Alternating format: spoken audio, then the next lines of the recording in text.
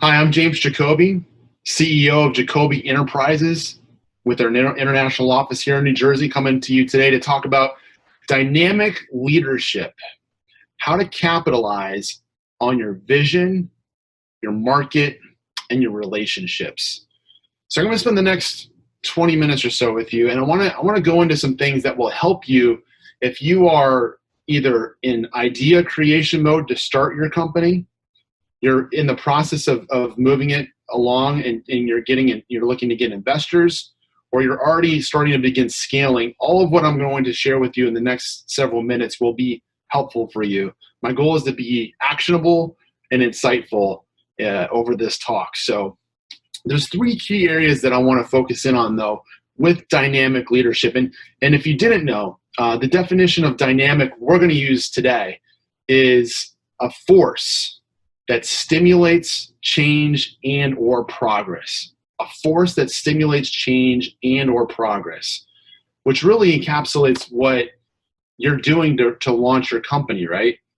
And there's so many nuances to this, but there's three key areas that are critical for you to have the success you're looking for with your product or service that you're launching and growing with your company, your team, and your market. So these are the three areas: sustained velocity, adaptive response, and measured advantages. So sustained velocity, adaptive response, and measured advantages. So we're going to go through these today, and I'll explain to you what these are, but these are vital for you to not only understand, but also to apply and have within your business. So with sustained velocity, it is what it sounds like. We want to keep going fast, right? You want to move fast, period. Speed is key in growing and launching a business, and you do not want it to slow down. You want to start it, get the fire going, and keep putting gasoline on it to grow. But we want to do it safely and with sustained growth so that we don't have setbacks that can really throw us off course. So I'm going to give you a few strategies within this that I want you to consider as you build out your team. Number one is communicate your vision. Communicate your vision to your team, your stakeholders, and your marketplace. And that might sound basic, but it's so vital to reiterate that over and over and over again, especially in the early phases of where you're growing, because you have to really shape the idea of where this is headed in a tangible, measurable, and doable way that people can get behind, and they can see the why for what you're doing, right? So you want to make sure you communicate your vision, and that also must include your beliefs and your values that you stand for.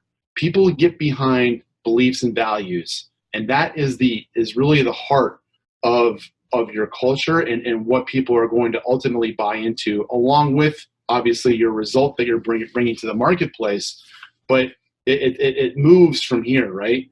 You have to have a captivated audience. So communicate your vision in a meaningful way that includes sharing your beliefs and your values of what you want to have inside your company, and even better if your own market can consume and experience that in a way as well. Number two is superpowers. Understand your superpowers and your teams. You are likely, if you're leading, you're the CEO, you're the visionary, and you have a lot of ideas, and ideas are great. We also need to make sure that we're not constantly using ideas in our conversations with everybody. We want to have sustained movement forward, and sometimes with us as visionary CEOs, we tend to be on the far right or on the outer rim of looking ahead, moving quickly, making fast decisions. And if you didn't know this, many people don't think like that. They don't operate like you do. And that's okay. But we need to understand that as well, because for most of your people, and even in the marketplace, they're looking for a measured, predictable result. They're looking for operational systems. They're looking for continuity and structure. And every time as visionary CEOs, we throw ideas out there, it can easily get overwhelming on the rest to understand, well, how does this fit into what we're doing now? So you got to be careful about your superpower, which one of them very likely is being visionary and looking ahead and having lots of cool ideas. We want to make sure that we distill a lot of that, or even put a filter on it, and only allow some of it to pass through for the rest of your team. So know your superpowers, but also know your team's superpowers, and leverage those. You must early on define what your role is and what each person's role is on the team, so that they can understand their scope. They can understand the boundaries of their role and your role, and how you guys can communicate together to achieve the common goal of what you're doing. And that internal operational clarity will not only help you guys work together faster, more efficiently, more productively, but your market will recoup the rewards from that, because they will get a better result more consistently, usually even faster and better than other competitors to you in the marketplace. One of the realities that most don't even consider a lot when they're building their companies is that your competitors are doing the same thing in some respects at the same time.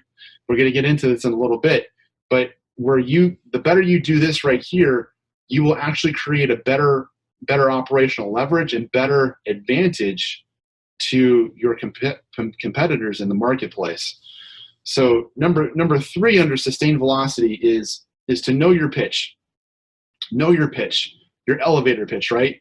And that goes back to your vision. Can you communicate your vision in 30 seconds or less to newer and faster conversations every day in the marketplace? You want to be able to do that. You want to be able to do that externally. You want your team internally as well to understand your pitch. Why? Because guess what? They know lots of people too. When they go home and they share how their day went with their family and their friends, and they ask what you're up to, if they can concisely say what you're doing in the marketplace in a cool way with that 30-second elevator pitch, now you're amplifying your message. And if someone that hears it thinks it's a cool idea, and then they can reiterate it too, then you can amplify your pitch and your audience and your market even more. And you create scale just from authentic connection and people being able to understand your idea. So really focus on, when you think about your pitch, make sure it's simple, make sure it's something that easily can be shared, and it's something that's impactful, and people will want to share that.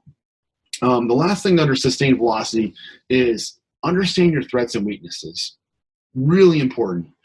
Understand your threats and your weaknesses with yourself as the CEO, with your launch of your company, with what you're doing over a 3-month window, your implementation phase. Where can things go wrong? What can happen externally that comes in and affects everything? Like, you could lose an investor, you could lose an internal team member. You have to consider some disaster scenarios early on in your business, so that if they happen, and likely one of those will happen if you haven't experienced this yet, you're prepared to a degree for it mentally, and you know how to respond in a way that's quick, that's measured, and that's controllable, so that you can sustain your velocity. Adaptive response is number 2. Being responsive is really important as you move quickly in the market to launch your product or service and get that scale and that speed of sales and revenue coming in.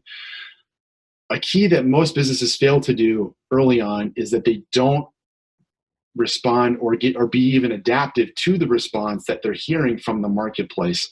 So under this of adaptive response, you really want to listen. You want to listen a lot, and you want to just take it in. You want to listen to your market, and you want to listen to your internal team. You don't have all the answers, right? Your team has a lot of the answers. And as you're building this with your counterparts, your core members, they are watching things happen too in real time. And you want to build a soundboard internally that can allow feedback to happen naturally. That's welcomed. We want to welcome feedback. We want to welcome feedback from the market. So if you're building an app, or if you're building a service out there and you want to know the viability of it or the stickiness of it, we want to engage, right? We want to engage with our market to see what's going on.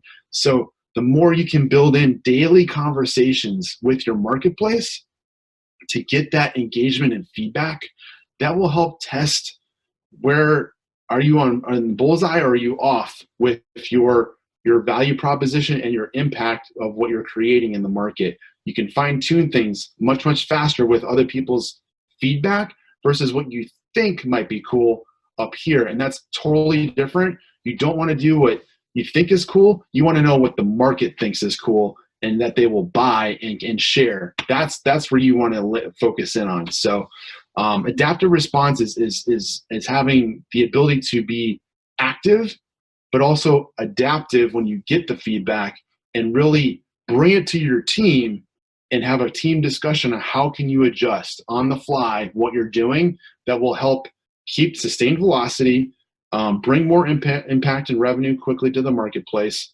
Because it is, don't be mistaken, you're building a business. Revenue is number one. You must create revenue and cash flow, or you will not have a long-term business. So how can you be adaptive? How can you be responsive? And the best way to do this internally is daily huddles. Daily huddles, even if it's for 10 minutes. As CEO, I highly recommend, if you don't do this immediately. If you take nothing from this talk, is implement a 10-minute stand-in, same time, every day, daily huddle with your team that goes over the key priorities of the business and goes over the key priorities of each person for what they're going to do that day. If you can have that type of communication system internally, your external impact and execution will be profound. So do daily huddles every day with your team. And lastly is measured advantages. This is really important because you have to know every way you win in the market. Every possible way you win, you have to know where and how you win. The better clarity you have on that, the better you can maneuver and strategize and come in at different vantage points in the market that no one else can, and you can outmatch and outwit your competition. So how do you do that? Well, there's 5 gaps in any market at any time, anywhere. 5. There's 5. There's a skills gap. There's a knowledge gap. There is a time gap. There's a technology gap. And there's a productivity efficiency gap. And you can use those 5 measures externally to evaluate your competition, to evaluate the current market you're serving, and you can use those against your own company to measure your internal effectiveness of those 5 gaps. And if you can look at those 5 areas and see where you are better or outperform the common denominator or everyone else, those are advantages that you have that you need to use as your trump cards, your advantages cards that you can win in the marketplace. And you need to measure those, because if you can measure even internally how you even work to deliver your product or service or good, what that process looks like, there might be a competitor that has the same idea, the same approach, a similar product or service, which it happens all the time. Most ideas or things that are in the market are not original. You do not have to have an original idea to win in business. Where most businesses win is not in the original idea, but in the execution of it. And so with that in mind, you want to measure the execution of your business against the market with these 5 gaps. So measure the internal dials that help you achieve and produce the result, the product or the service. Measure those things. It's usually time and quality, and those are the easiest 2 to measure. But you can measure a couple other things as well. Maybe it's the quality of performance. But you also want to know what are the market performance indicators that any investor or any consumer would look at, even if they go on Yelp or on Google reviews or on Facebook and they're evaluating criteria and quality and speed and performance. What are those indicators in your market that people up here measure? And you want to measure those in your business so that you know where the gaps are and where you have clear advantage over everyone else.